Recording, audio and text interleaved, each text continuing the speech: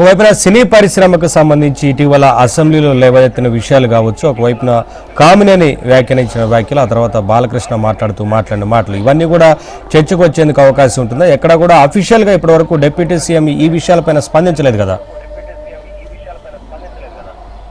నిజానికి ఏదైతే అసెంబ్లీలో Kamineni Srinivas MLA BJP MLA Kamineni Srinivas వ్యాఖ్యలు, దానికి నందమూరి బాలకృష్ణ హిందూపూర్ ఎమ్మెల్యే చేసిన కామెంట్స్, ఇవన్నీ ఆ పరిణామాలు జరిగిన రోజు సభలో అటు చంద్రబాబు నాయుడు కావచ్చు, ఇటు ముఖ్యమంత్రి హోదాలో చంద్రబాబు నాయుడు ఉన్నారు. అదేవిధంగా పవన్ కళ్యాణ్ అయితే ఆ రోజు సభకు హాజరు కాలేదు. ఆయనకు వైరల్ ఫీవర్ ఉన్న నేపథ్యంలో ఆ రోజు నుంచి కూడా, అంతకంటే ముందు రోజు నుంచే పవన్ కళ్యాణ్ అసెంబ్లీ సమావేశాలకు దూరంగా ఉంటూ వస్తున్నారు. అంటే నిన్ననే అసెంబ్లీ సమావేశాలు నిరోధక వాయిదా పడినాయి. అందుకంటే ముందు ఒక 4 రోజుల నుంచి పవన్ కళ్యాణ్ గడిచిన బుధవారం నుంచి కూడా సమావేశాలకు రావట్లేదు. సో ఖచ్చితంగా ఈ అంశాలు కాస్త చిలికి గాలివాన్గా మారాయి.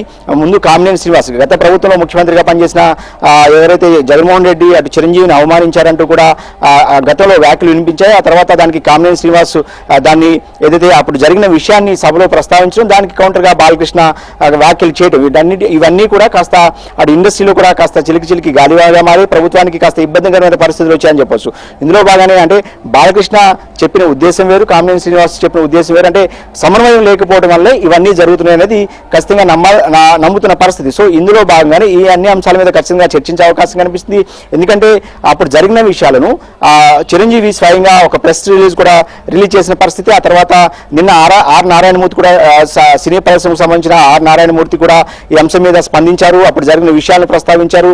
సో తర్వాత ఎవరు కూడా అటు పవన్ కళ్యాణ్ కావచ్చు, చంద్రబాబు నాయుడు కావచ్చు, అధికారికంగా ఈ అంశాల మీద ఎక్కడ కూడా మాట్లాడలేదు. పవన్ కళ్యాణ్ అయితే గడిచిన 5 రోజులుగా మీడియా కావచ్చు, అసెంబ్లీ సమావేశాలకు దూరంగా ఉన్నారు. ఎక్కడ కూడా ఎలాంటి అధికారిక కార్యక్రమాల్లో కావచ్చు, పార్టీ కార్యక్రమాల్లో కూడా పవన్ కళ్యాణ్ పాల్గొనట్లేదు అనారోగ్య పరిస్థితుల దృష్ట్యా. సో ఈ రోజు హైదరాబాద్లో వీళ్ళిద్దరు కలుసుకోవడం ఖచ్చితంగా ఈ అంశం ప్రధానంగా చర్చకు వచ్చే అవకాశం కనిపిస్తుంది. ఎందుకంటే ఈ అంశం మీదనే ఆంధ్రప్రదేశ్ రాజకీయాల్లో పెద్ద చర్చ జరుగుతుంది. గడిచిన 4-5 రోజులుగా దీనికి ఖచ్చితంగా ఫుల్ స్టాప్ పెట్టే దిశగానే అటు చంద్రబాబు నాయుడు పవన్ కళ్యాణ్ ప్రయత్నం చేసే అవకాశం కనిపిస్తుంది.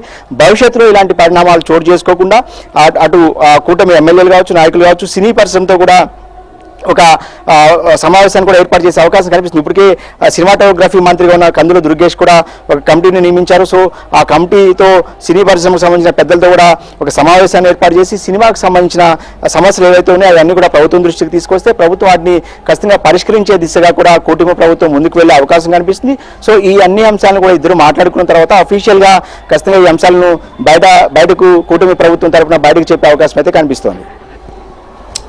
ఎంతసేపటి వరకు ఈ భేటీ కొనసాగే అవకాశం ఉంటుంది? అలాగే ముఖ్యమంత్రితో పాటు ఇంకా ఎవరెవరు ఈ భేటీలో ఉన్నారు? ఎవరైనా మంత్రులు కూడా పలు అంశాలకు సంబంధించి చర్చకు అక్కడికి చేరుకున్నారా?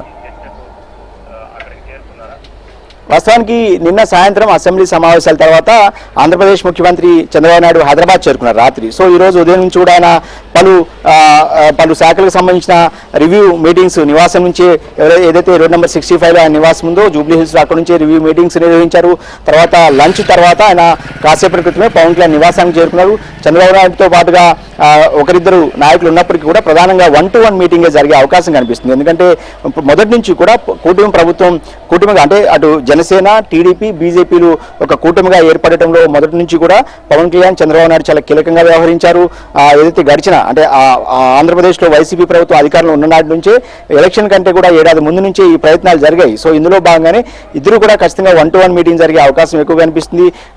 అదేవిధంగా గడిచిన కొంతకాలంగా 15 నెలల కాలంగా కూటమి ప్రభుత్వము అనేక అంటే ఆర్థికంగా కాస్త ఇబ్బందికరమైన పరిస్థితులు ఉన్నప్పటికీ కూడా రాష్ట్రంలో ఒకవైపు అభివృద్ధి, మరొకవైపు సంక్షేమ పథకాలను అమలు చేసుకుంటూ కూటమి ప్రభుత్వం ముందుకు వెళ్తుంది. అదేవిధంగా చంద్రబాబు నాయుడు చాలా సీరియస్ అంటే కేంద్రంలో కూడా భాగస్వామిగా ఉండటంతో కూడా ఆంధ్రప్రదేశ్కి కాస్త కలిసి వచ్చే అంశం. సో అన్ని అంశాలను కూడా ప్రస్తుతం చర్చిస్తున్నారు. అదేవిధంగా సినిమాకి సంబంధించి ప్రధానంగా గడిచిన వారం 10 రోజులుగా జరిగిన పరిణామాలు గమనిస్తే ఆంధ్రప్రదేశ్లో అటు సినిమా వ్యవహారాలు కావచ్చు, వైసీపీ ఈ అంశాన్ని అవకాశంగా తీసుకుని పెద్ద ఎత్తున విమర్శలు చేస్తుంది. వాస్తవానికి అటు గతంలో మంత్రిగా పనిచేసిన పేర్ని నాని కావచ్చు, వైసీపీ తరఫున పెద్ద ఎత్తున వాయిస్ వినిపిస్తున్నారు ఏదైతే జరిగిన పరిణామాల మీద.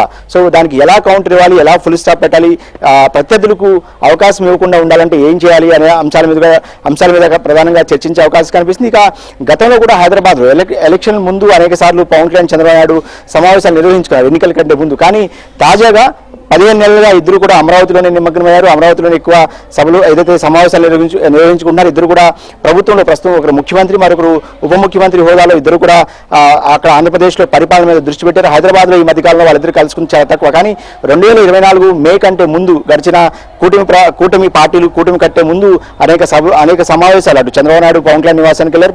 పవన్ కళ్యాణ్ కూడా 3-4 సార్లు చంద్రబాబు నాయుడిని ఆ నివాసానికి వచ్చి కలిసినప్పుడు కనీసం ఒక గంటన్నర పాటు అనేక సార్లు వీళ్ళిద్దరు కూడా మాట్లాడుకున్న పరిస్థితి. సో ఇప్పుడు పరిణామాల దృష్ట్యా పవన్ కళ్యాణ్ కాస్త వైరల్ ఫీవర్తో బాధపడుతున్నారు కాబట్టి ఆయన పరామర్శించిన తర్వాత కాసేపు తాజా రాజకీయ పరిణామాలకు సంబంధించిన వ్యవహారాల మీద కూడా ఇద్దరు చర్చించుకునే అవకాశం కనిపిస్తుంది. ఆ తర్వాత ఈ వ్యవహారానికి సంబంధించి అధికారికంగా ఎవరు కూడా బయట అంటే మంత్రుల హోదాలో మాట్లాడిన వాస్తవానికి ఈ అంశం మీద అటు వైసీపీ పెద్ద ఎత్తున ఆరోపణలు చేస్తుంది. దానికి కౌంటర్గా తెలుగుదేశం పార్టీ కావచ్చు, జనసేన కావచ్చు ఇప్పటికే కౌంటర్ అటాక్ స్టార్ట్ చేశాయి. బట్ ఇప్పుడు ఈ మీటింగ్ చాలా కీలకంగా చెప్పవచ్చు. ఈ సమావేశం తర్వాత ఇద్దరు నాయకులు కూడా ఒక నిర్ణయం తీసుకున్నారు. జరుగుతున్న తాజా పరిణామాలకు సంబంధించి ఎలా ముందుకు వెళ్ళాలి, కూటమి ప్రభుత్వాన్ని మరింత బలోపేతంగా ఎలా ముందుకి అంటే పరిపాలనలో కూటమి మార్పును ఎలా చూపించాలనే దాని మీద ప్రధానంగా చర్చించే అవకాశం